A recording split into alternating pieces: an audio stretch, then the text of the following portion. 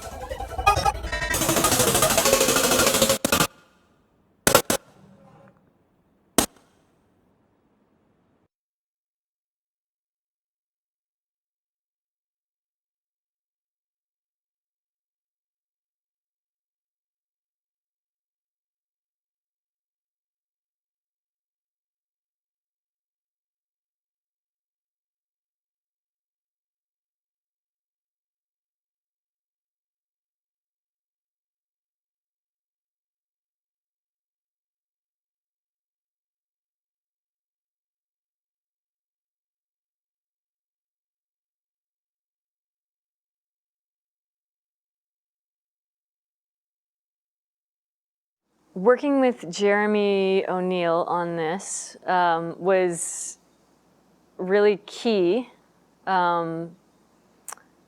in both my movement and in his music. There is a lot of improvisation and play. There's a certain degree of material that is, for both of us, that is set, and a certain degree that is being played with in the moment and is different each time we do it. And we are really bouncing off each other and responding to one another, which I could never do that. It would be impossible with canned music, with a recording. So it's a vital connection that we're finding in the moment. Collaborated with a lot of different kinds of artists and many composers in the past, and collaboration is something that I do all the time. I think that I'm kind of a person who prefers to collaborate on things, on many different things. And what I know and what got confirmed this time is that it works the best when I allow the person with whom I'm collaborating to bring whatever it is that they're totally fascinated about, so that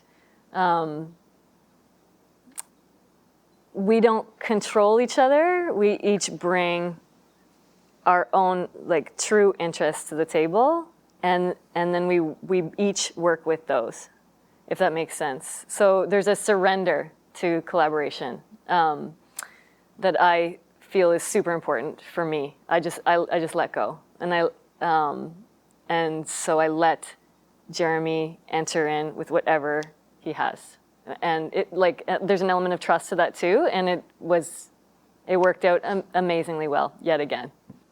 This collaboration with a composer for me was unique and different from other composer collaborations I've had in the past, because Jeremy is a dancer too. And so that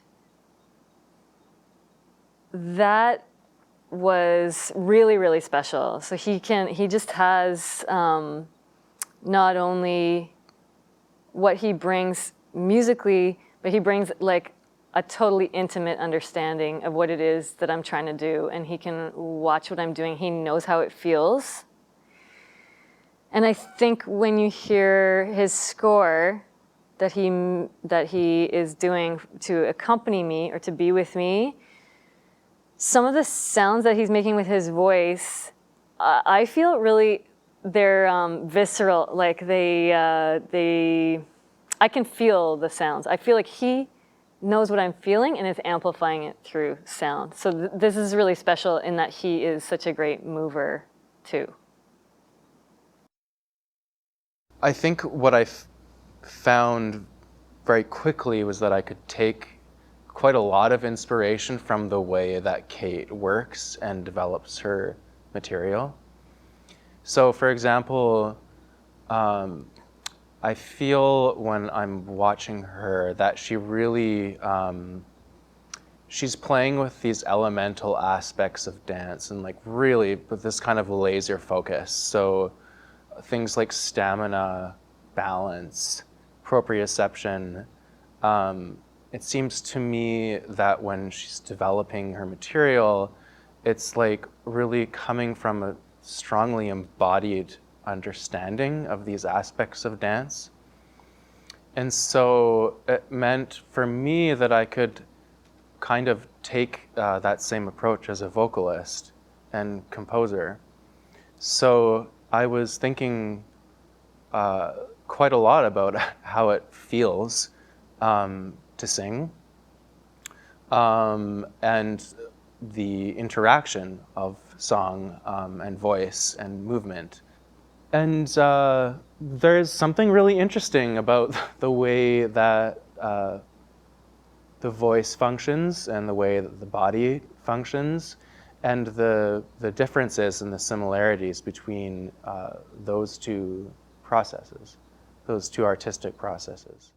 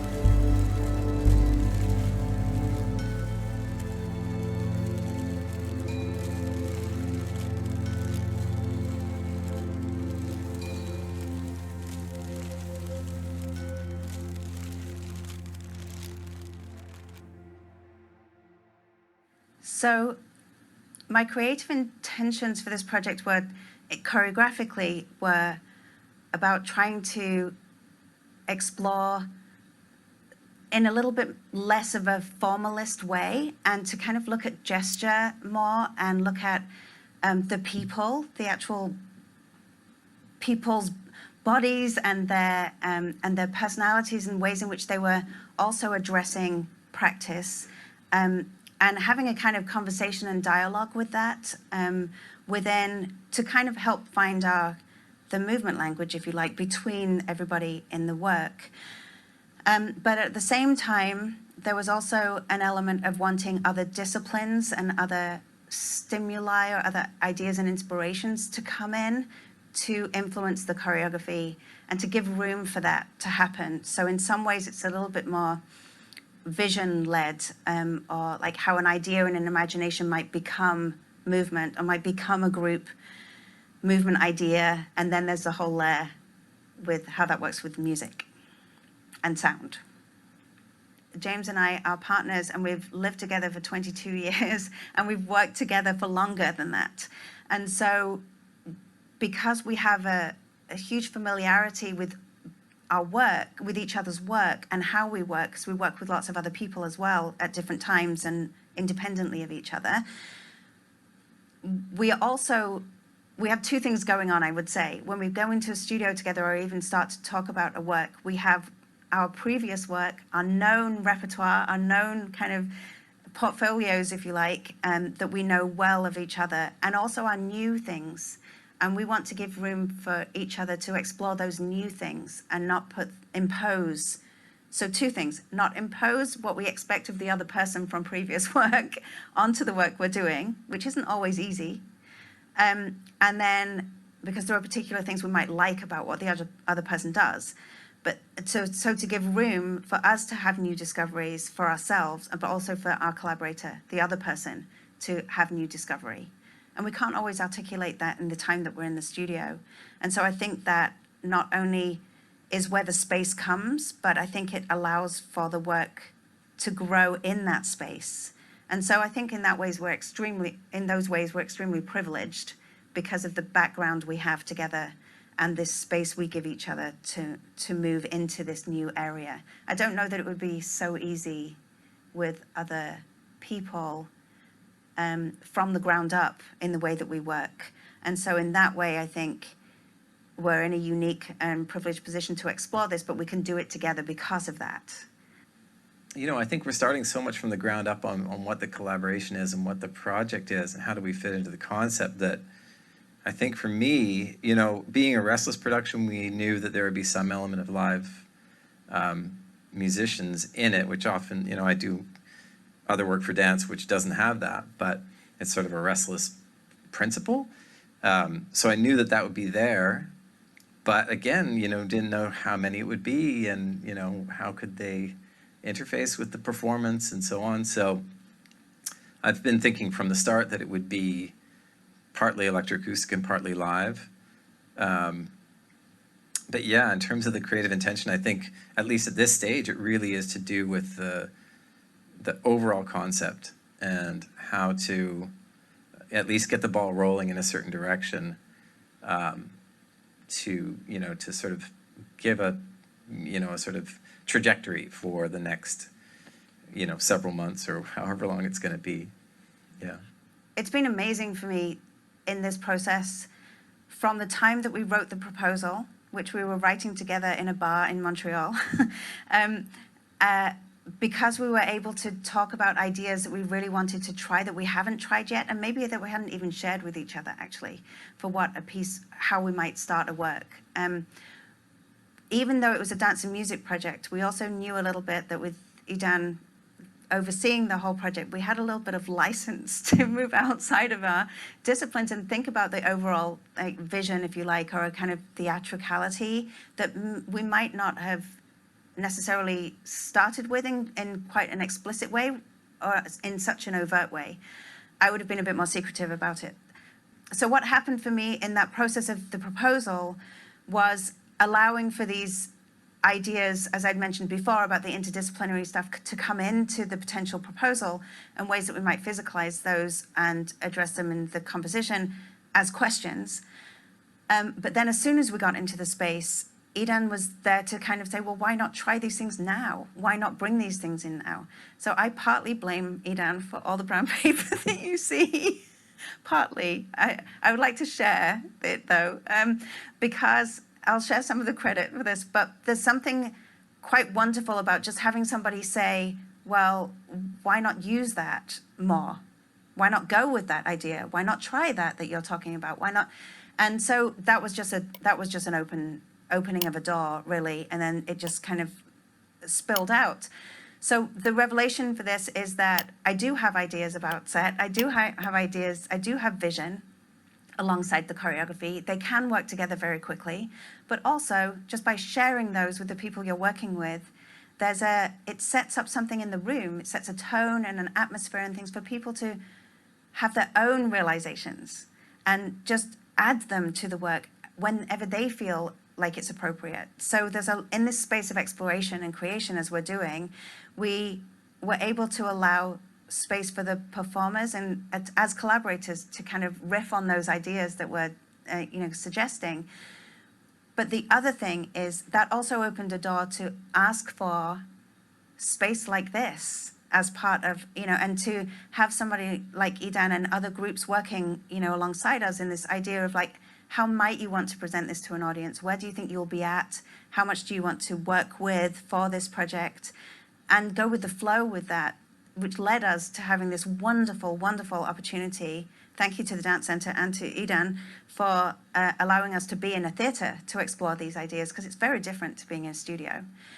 And bringing that into the process very early for us, because we're really in early research and creation for this project, makes absolutely all the difference. That's all I can say. The revelation is across every aspect of how we're working right now.